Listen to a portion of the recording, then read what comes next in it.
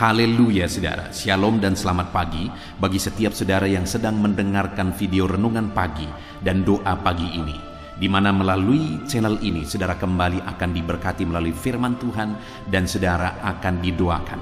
Kalau saudara rindu berlangganan dengan channel renungan pagi dan doa pagi ini, silakan lihat tanda subscribe di bawah video ini saudara. Kalau tanda subscribe masih berwarna merah, silakan ditekan dan tekan juga tanda loncengnya. Kalau saudara merasa diberkati melalui renungan dan doa pagi ini, dan saudara rindu memberkati, saudara butuh informasi lebih lanjut, silakan lihat di kolom deskripsi video ini saudara. Puji Tuhan saudara, mari kita berdoa buat firman Tuhan yang akan kita dengarkan. Bapa di sorga, saat ini kami kembali bersyukur buat waktu yang Tuhan beri bagi kami. Kami akan kembali mendengarkan dan merenungkan firman-Mu ya Tuhan. Anak-anak-Mu akan kembali dikuatkan, diteguhkan, dihiburkan melalui firman-Mu. Itu sebabnya berfirmanlah, berkati setiap anak-anak-Mu yang sedang mendengarkan renungan firman Tuhan ini. Hamba akan berdoa juga bagi mereka, biarlah setiap mereka dikuatkan dan diteguhkan pagi ini sebelum mereka melaksanakan segala aktivitas mereka. Terima kasih Bapa, kami akan merenungkan firman-Mu dan hamba akan berdoa bagi mereka dalam nama Tuhan Yesus Kristus. Haleluya. Amin. Adapun teks firman Tuhan yang saya rindu kita renungkan bersama di pagi hari ini saudara, sebelum kita akan memulai segala aktivitas kita di sepanjang hari ini, adalah dari Yohanes pasal yang kelima, mulai ayat 1 sampai ayat yang ke-18. Kita akan belajar dari teks firman Tuhan ini, bahwa Allah masih bekerja, melakukan mujizat sampai saat ini. Saudara, Dia rindu melakukan mujizat di dalam kehidupan saudara. Allah masih bekerja melakukan mujizat. Bagaimana Dia melakukan mujizat dan apa yang harus kita lakukan untuk terjadinya mujizat di dalam kehidupan kita? Kembali kita akan melihat prinsip-prinsip firman Tuhan saudara. Saya akan membacakan kepada saudara dan kemudian menjelaskannya secara ekspositori. Mari siapkan hati dan pikiran saudara, pastikan pagi hari ini saudara benar-benar diberkati oleh firman Tuhan. Yohanes pasal yang kelima ayat 1 sampai ayat 18, demikian firman Tuhan. Penyembuhan pada hari Sabat di kolam Betesda. Sesudah itu ada hari raya orang Yahudi dan Yesus berangkat ke Yerusalem. Di Yerusalem dekat pintu gerbang domba ada sebuah kolam yang dalam bahasa Ibrani disebut Betesda. Ada 5 serambinya, dan di serambi-serambi itu berbaring sejumlah besar orang sakit, orang-orang buta, orang-orang timpang, dan orang-orang lumpuh yang menantikan goncangan air kolam itu. Sebab sewaktu-waktu turun malaikat Tuhan ke kolam itu dan mengguncangkan air itu, barang siapa yang terdahulu masuk ke dalamnya, sesudah goncangan air itu menjadi sembuh apapun juga penyakitnya. Di situ ada seorang yang sudah 38 tahun lamanya sakit. Ketika Yesus melihat orang itu berbaring di situ, dan karena ia tahu bahwa ia telah lama dalam keadaan itu, berkatalah ia kepadanya, "Maukah engkau sembuh?" Jawab orang sakit itu kepadanya, "Tuhan, tidak ada orang yang menurunkan aku ke dalam kolam itu apabila airnya mulai goncang. Dan sementara aku menuju ke kolam itu, orang lain sudah turun mendahului aku." Kata Yesus kepadanya, "Bangunlah, angkatlah tilammu, dan berjalanlah." Dan pada saat itu juga sembuhlah orang itu, lalu ia mengangkat tilamnya dan berjalan. Tetapi hari itu hari Sabat. Karena itu, hari ini hari Sabat dan tidak boleh engkau memikul tilammu. Akan tetapi ia menjawab mereka, "Orang yang telah menyembuhkan aku, dialah yang mengatakan kepadaku, angkatlah tilammu dan berjalanlah." Mereka bertanya kepadanya, "Siapa orang itu yang berkata kepadamu, angkatlah tilammu dan berjalanlah?" Tetapi orang yang baru sembuh itu tidak tahu siapa orang itu, sebab Yesus telah menghilang ke tengah-tengah orang banyak di tempat itu.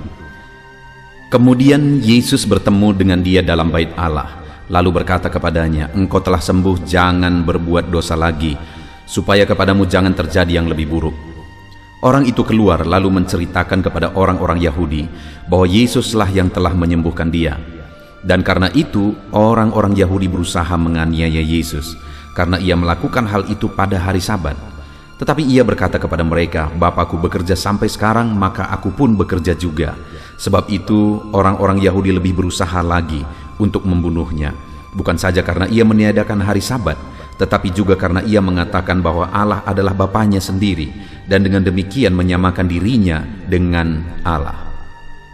Puji Tuhan, saudara. Konteks dari firman Tuhan yang telah dibacakan kepada saudara adalah di mana dalam perjalanan pelayanan Yesus satu kali dia pergi ke Yerusalem karena ada hari raya orang Yahudi, dan sesampainya di sana ada sebuah kolam yang disebut sebagai kolam Bethesda, di mana di kolam itu berkumpul sejumlah orang sakit. Dan kemudian kenapa berkumpul di sana sejumlah orang sakit? Karena setiap kali malaikat datang mengguncangkan air kolam itu, maka siapa saja yang pertama masuk ke dalam mengalami kesembuhan. Itu sebabnya berkumpul sejumlah besar orang sakit di sana. Dan salah satu yang ada di sana adalah orang yang sudah 38 tahun lamanya sakit. Nah, lalu singkat cerita, dia menyembuhkan orang ini. Yesus melakukan mujizat kepada orang ini, tapi kebetulan hari itu adalah hari Sabat. Sehingga pada waktu itu orang-orang Yahudi marah kepada orang yang telah disembuhkan itu karena dia memikul tilamnya, sesuatu yang dilarang pada hari Sabat, melakukan sesuatu. Dan kemudian akhirnya karena mereka tahu Yesus yang melakukannya, mereka juga marah kepada Yesus karena Yesus melakukan mujizat pada hari Sabat, sesuatu yang dilarang, melakukan sesuatu pada hari Sabat menurut hukum mereka. Tetapi yang menarik, saudara, yang saya ingin kita belajar hari ini adalah ketika Yesus berkata, ayat 17, jawaban Yesus kepada orang Yahudi ketika orang Yahudi marah karena Yesus melakukan sesuatu yang melanggar hari Sabat, di mana dia memerintahkan orang itu memikul salibnya, dan lebih lagi ketika Yesus menyamakan dirinya dengan Allah. Tetapi Yesus berkata begini, ayat 17, tapi ia berkata kepada mereka, Bapakku bekerja sampai sekarang, maka aku pun bekerja juga. Hal yang ditegaskan Yesus di sini kepada orang Yahudi yang protes pada waktu itu, saudara, bahwa Bapa masih bekerja sampai sekarang dan Yesus pun bekerja juga. Apa pekerjaan yang dia lakukan sebelumnya, saudara? Melakukan mujizat. Artinya apa? Bahwa Allah masih bekerja melakukan mujizat, Yesus masih bekerja melakukan mujizat. Dan hari ini pun saya mau menegaskan bagi saudara bahwa Yesus masih melakukan mujizat di dalam kehidupan kita. Kalau hari ini saudara ada masalah, persoalan, tantangan hidup, pergumulan dan sebagainya, dengar saudara, Yesus masih melakukan mujizat di dalam kehidupan saudara. Yesus masih mengerjakan mujizat di dalam kehidupan kita. Yang menjadi pertanyaannya adalah, apa yang menjadi bagian kita untuk terjadinya mujizat yang dikerjakan oleh Allah di dalam kehidupan kita? Itu yang saya rindu kita belajar dari orang yang sudah 38 tahun sakit ini, saudara. Yesus masih bekerja melakukan mujizat, tapi bukan berarti semua orang yang akan mengalami mujizat. Ada begitu banyak orang yang ada di kolam Bethesda itu berkumpul, saudara. Mereka semua adalah orang-orang sakit, tapi orang inilah yang mengalami mujizat. Apa yang dia lakukan sehingga mujizat terjadi untuk kita aplikasikan di dalam kehidupan kita, saudara. Itu yang saya rindu kita belajar. Yang pertama, mulai ayat 6 kita perhatikan. Ketika Yesus melihat orang itu berbaring di situ, dan karena ia tahu bahwa ia telah lama dalam keadaan itu, berkatalah ia kepadanya, maukah engkau sembuh? Lihat saudara, ketika Yesus datang ke situ, dia melihat orang itu, dan firman Allah menegaskan bahwa ia tahu bahwa orang itu sudah lama dalam keadaan itu. Renungkan ini saudara, bahwa Yesus melihat orang itu, dan dia tahu bahwa orang itu sudah lama dalam keadaan itu. Sebelum dia bertanya, sebelum dia berbicara dengan orang itu, dia sudah tahu keadaan orang itu. Hari ini pun saya mau menegaskan kepada saudara, Yesus melihat saudara, Yesus memperhatikan saudara, dan dia tahu segala sesuatu dalam hidup saudara. Dia tahu pergumulanmu, dia tahu masalah yang sedang saudara pikul saat ini, dia tahu penyakitmu, dia tahu segala sesuatu, masalah keluargamu, masalah ekonomimu, masalah bisnis, perusahaan, pekerjaanmu dan sebagainya. Tuhan tahu segala sesuatu. Dia tahu segala sesuatu. Dia melihat dan dia tahu segala sesuatu, saudara. Mungkin saat ini saudara berpikir bahwa tidak ada orang yang peduli dan tidak ada orang yang memperhatikan saudara. Bahkan tidak ada yang tahu pergumulan, beratnya pergumulan yang sedang saudara hadapi. Ada satu pribadi yang melihat semuanya dan tahu semuanya. Yesus melihat dan tahu segala pergumulan saudara. Dan kemudian ketika Yesus melihat orang itu dan dia tahu bahwa orang itu sudah lama dalam keadaan itu, berkatalah ia kepadanya, maukah engkau sembuh? Ini ada pertanyaan yang agak lucu saudara kalau kita renungkan. Kenapa? Karena orang itu sedang sakit. Dia sudah 38 tahun sakit, sudah lama sekali sakit. Dan kenapa dia ada di kolam Bethesda? Karena dia mau sembuh. Dia mau mengalami mujizat di kolam itu. Tapi kenapa Yesus bertanya, maukah engkau sembuh? Kalau kita lihat jawaban orang itu, saudara, itulah yang diinginkan oleh Yesus. Orang itu jujur. Orang itu sadar. Dia rindu mengalami kesembuhan, tapi orang itu, Yesus mau ada satu kesadaran dari orang itu, dan Yesus mau mengalihkan fokusnya. Di mana orang itu berkata di ayat 7, jawab orang sakit itu kepadanya, Tuhan, tidak ada orang yang menurunkan aku ke dalam kolam itu apabila airnya mulai goncang. Nah, ada satu kejujuran dari orang itu, bahwa selama ini dia menantikan pertolongan orang lain. Dia mengharapkan pertolongan orang lain. Dia mengandalkan pertolongan orang lain, tapi tidak ada lagi yang peduli. Dari sana, yang saya mau kita renungkan adalah bahwa Yesus mau mengalihkan orang itu. Selama ini dia mau mengandalkan orang lain, tapi kali ini dia harus mengandalkan Yesus sendiri. Tidak lagi mengharapkan pertolongan orang lain, karena selama ini dia kecewa. Tidak ada orang yang memperhatikan, mempedulikan dia. Kali ini Yesus mau mengarahkan perhatian orang itu kepada dirinya sendiri. Saudara, hari ini pun Yesus bertanya kepada saudara, maukah engkau mengalami mujizat? Maukah engkau, keluargamu, bisnismu, pekerjaanmu, ekonomimu, atau masalah apapun yang ada dalam kehidupan saudara? Yesus berkata, maukah engkau pulih? Yesus bertanya begitu, dia mau fokus saudara kepada dia, bukan kepada dunia, bukan kepada orang lain, bukan mengharapkan atau mengandalkan orang lain, tapi mengandalkan Yesus. Itu yang Yesus mau, sehingga dia akan bekerja melakukan mujizat lagi. Dan melakukan mujizat lagi ketika saya dan saudara fokus kepada dia, bukan mengandalkan orang lain. Bahkan selanjutnya, saudara, ayat 7 itu, tidak ada orang yang menurunkan aku ke dalam kolam itu apabila airnya sudah goncang. Dan sementara aku menuju ke kolam itu, lihat saudara, sementara aku menuju ke kolam itu, ada perjuangan, ada usaha yang dia lakukan dengan kekuatannya. Dia mencoba dengan sekuat tenaganya. Dia berusaha menuju ke kolam itu, tapi ketika dia menuju ke kolam itu, orang lain sudah turun mendahului aku. Dia kalah. Ternyata dia tidak mampu dengan kekuatannya. Dan itulah yang diharapkan Yesus. Dia jujur bahwa melalui kekuatannya dia juga gagal. Dan melalui itu Yesus mau memfokuskan kembali dia bukan kepada kekuatannya. Kalau tadi memfokuskan dia bukan kepada orang lain, kali ini Yesus mau memfokuskan dia bukan kepada kekuatannya, tetapi sekali lagi kepada Yesus. Nah, lalu kemudian saudara, hari ini Yesus juga mau kita mengandalkan dia. Kita memang harus berusaha.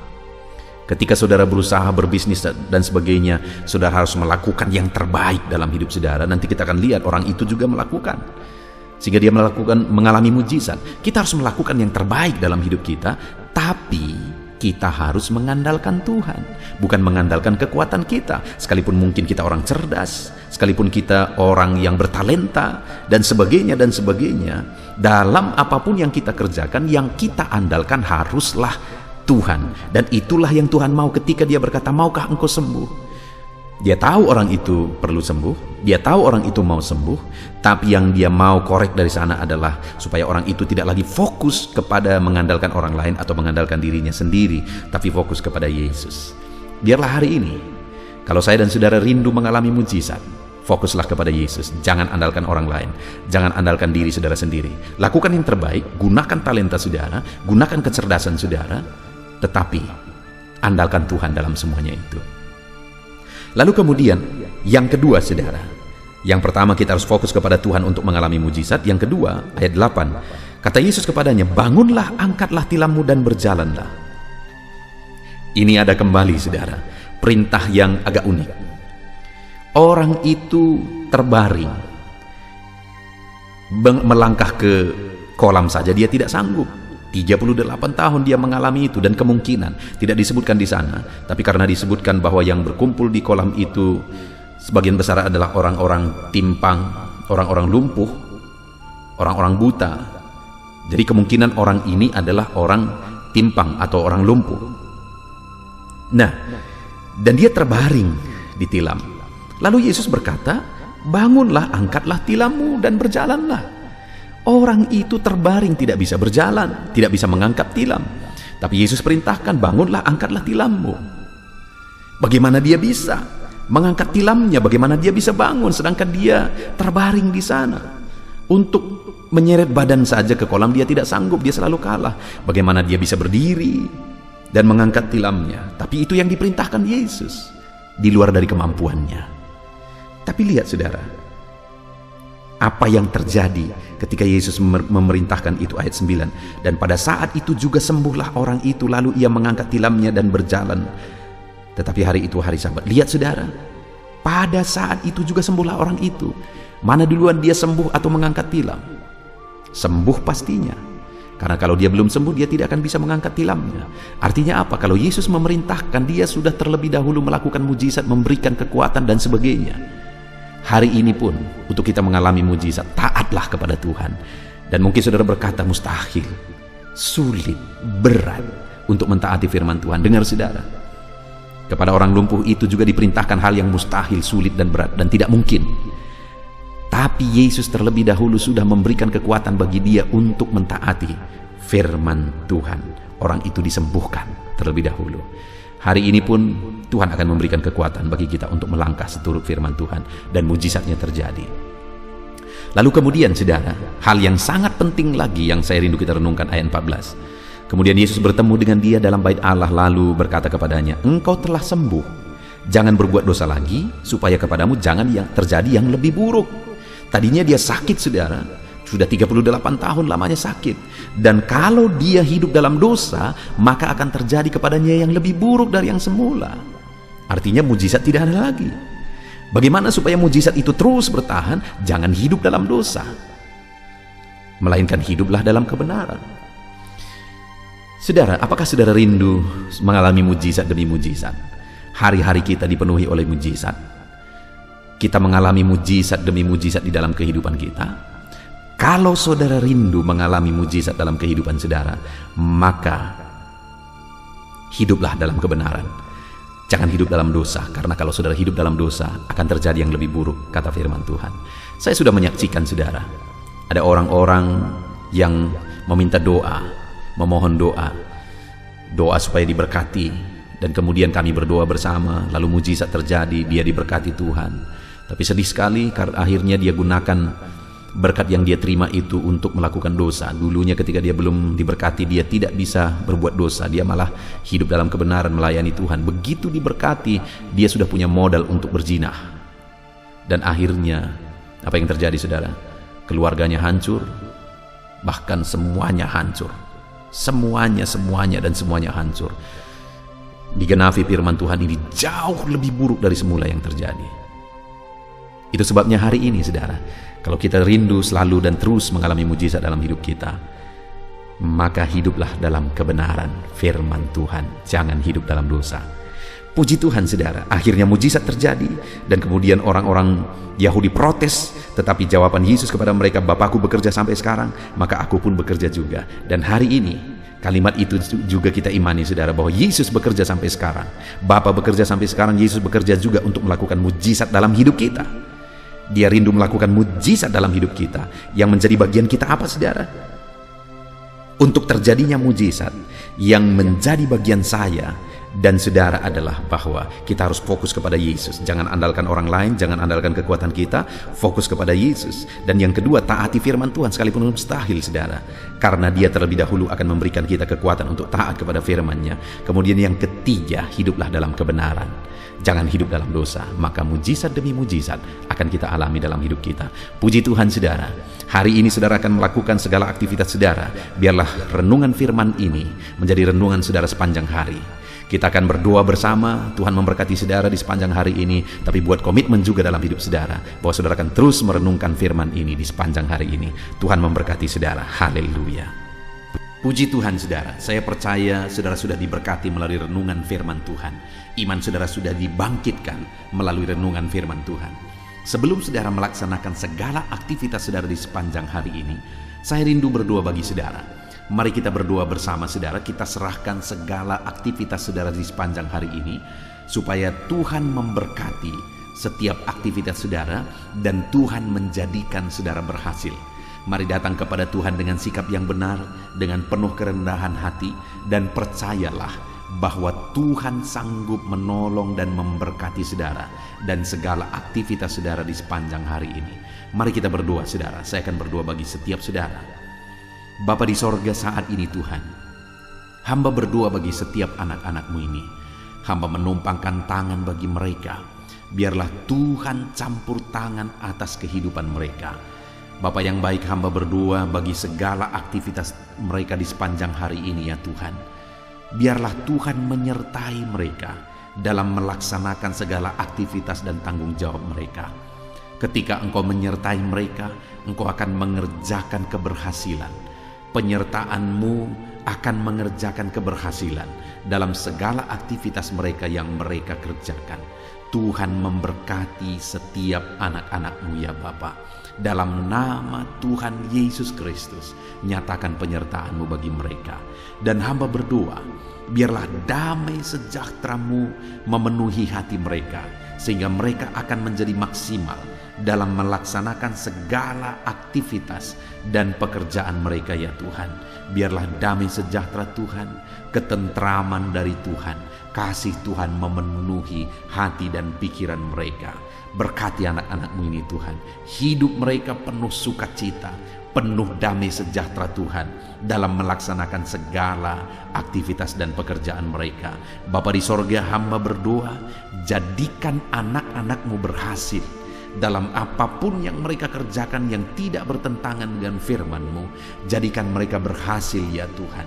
Nyatakan campur tangan-Mu yang mengerjakan keberhasilan dalam hidup mereka.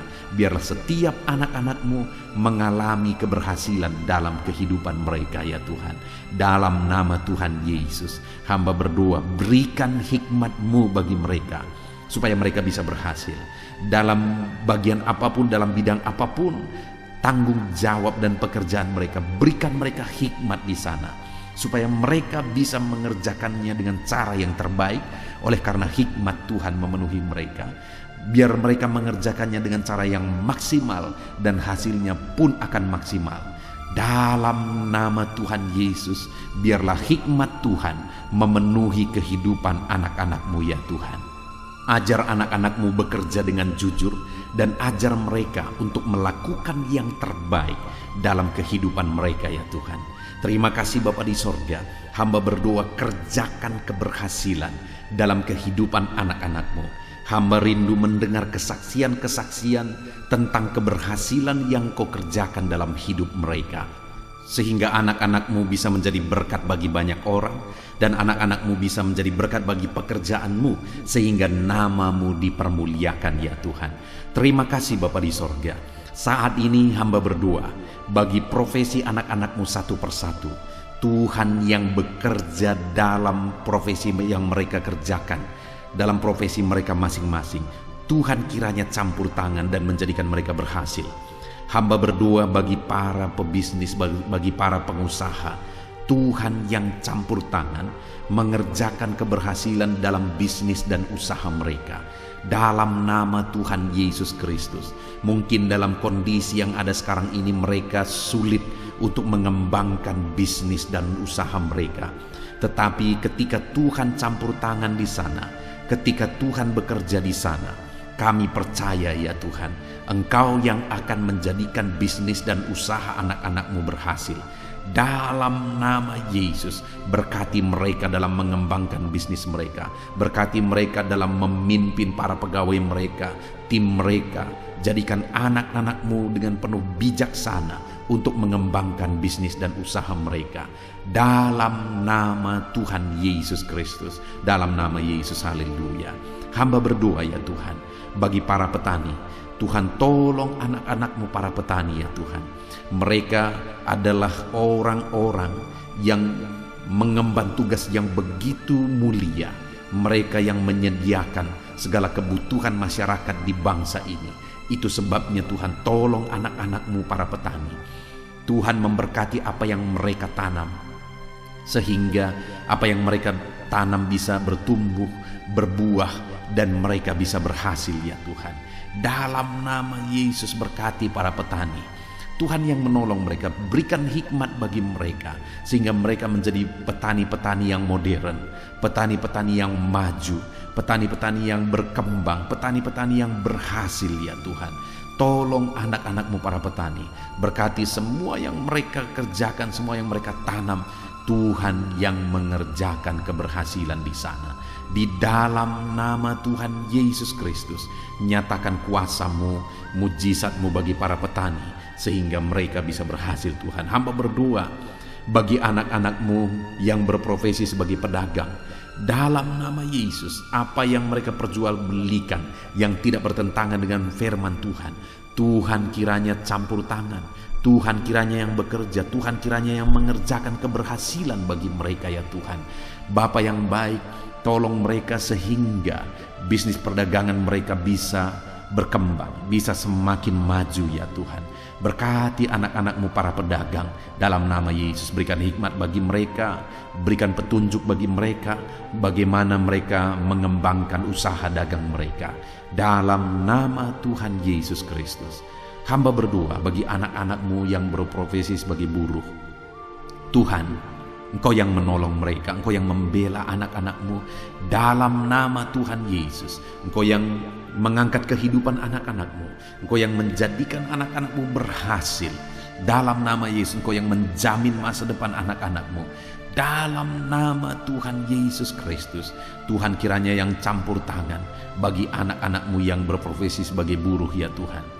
Anak-anak-Mu yang berprofesi sebagai karyawan, pegawai, di bidang apapun mereka, di usaha apapun mereka ya Tuhan. Saat ini Tuhan kiranya yang tolong anak-anak-Mu yang berprofesi sebagai pegawai, sehingga di sana karir mereka bisa menjadi lebih baik. Dalam nama Tuhan Yesus Kristus, berkati anak-anak-Mu dalam melakukan pekerjaan mereka. Jamah dan berkati mereka sehingga mereka bisa berhasil dalam segala pekerjaan mereka, sehingga mereka juga bisa dipromosikan oleh perusahaan mereka. Berkati anak-anak-Mu para pegawai, berkati anak-anak-Mu para karyawan. Dalam nama Yesus, Tuhan yang campur tangan dan Tuhan yang mengerjakan mujizat-Mu dalam hidup mereka. Bapa di sorga, hamba juga berdoa bagi para PNS ya Tuhan, pegawai negeri sipil di bangsa ini. Tuhan kiranya campur tangan, ajar mereka mengabdi bagi bangsa ini. Dalam nama Yesus, dalam bidang yang mereka kerjakan, ajar mereka mengabdi di sana dan melakukan yang terbaik bagi bangsa ini, sehingga bangsa ini akan semakin maju dan semakin berkembang. Jauhkan mental korupsi dari kehidupan anak-anak-Mu. Ajar anak-anak-Mu hidup benar, hidup sesuai dengan standar firman Tuhan. Berkati TNI Polri juga ya Tuhan, dalam nama Yesus, dalam mereka menjaga keamanan bangsa ini. Tuhan memberkati mereka ya Bapa, dalam nama Yesus, dalam nama Yesus. Berkati karir mereka, berkati masa depan mereka, berkati semua anak-anak-Mu yang berprofesi sebagai TNI Polri, PNS ya Tuhan, berkati mereka. Hamba berdoa khusus bagi anak-anak-Mu para medis ya Tuhan. Dalam situasi yang seperti ini, Tuhan tolong anak-anak-Mu yang berprofesi sebagai medis. Berikan daya tahan tubuh yang kuat bagi mereka ya Tuhan, sehingga mereka tetap bisa tinggal sehat. Mereka bisa tetap bugar kuat ya Tuhan dalam mereka merawat para pasien. Berkati anak-anak-Mu yang berprofesi sebagai medis. Tuhan berikan kesehatan, Tuhan berikan daya tahan tubuh yang kuat bagi mereka. Dan ajar mereka untuk melakukan yang terbaik, untuk mengabdi bagi masyarakat ya Tuhan, dalam nama Yesus. Saat ini Bapa, hamba juga berdoa bagi anak-anak-Mu yang saat ini sedang ada dalam pengangguran. Mungkin mereka baru di PHK, mungkin mereka saat ini bahkan sudah lama mereka ada dalam pengangguran. Tuhan kiranya tolong anak-anak-Mu ya Tuhan, dalam nama Yesus Kristus. Kalau saat ini mereka yang sedang menganggur, mereka sedang mendengarkan renungan ini, biarlah iman mereka dibangkitkan dalam nama Tuhan Yesus Kristus. Dan berikan kreativitas bagi mereka ya Tuhan, dalam nama Yesus.